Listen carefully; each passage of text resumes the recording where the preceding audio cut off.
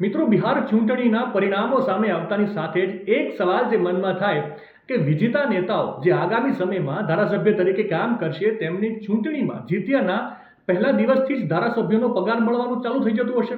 તો આનો જવાબ છે ના.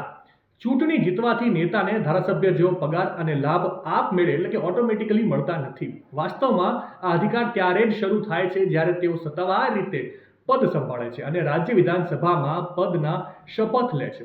ચૂંટણી પરિણામો જાહેર થયા પછી વિજેતા ઉમેદવારે વિધાનસભાના પ્રોટેમ સ્પીકર અથવા તો નિયુક્ત અધિકારીની હાજરીમાં ઔપચારિક શપથ ગ્રહણ સમારોહ પૂર્ણ કરવો ખૂબ જ જરૂરી હોય છે. શપથ ગ્રહણ થાય ત્યાં સુધી તેઓ એક ફક્ત ચૂંટાયેલા ધારાસભ્ય કહેવાય છે, બીજું કશું જ નહીં. પગાર અને અન્ય નાણાકીય લાભો શપથ ગ્રહણની તારીખથી શરૂ થાય છે. આ નિયમો ખાતરી કરે છે કે જાહેર ભંડોળ મતલબ કે જનતાના રૂપિયા જે સરકારી તિજોરીમાં પડ્યા છે તે એવી વ્યક્તિઓને વહેંચવામાં ન આવે કે જેમણે હજુ સુધી કોઈ પણ પ્રકારની ઔપચારિક ફરજો અથવા જવાબદારીઓ સંભાળી નથી. માહિતી સારી લાગી હોય તો રીલને વધારે શેર કરજો અને આવી જ અવનવી માહિતી માટે સંદેશ ડિજિટલ સાથે જોડાયેલા રહેજો.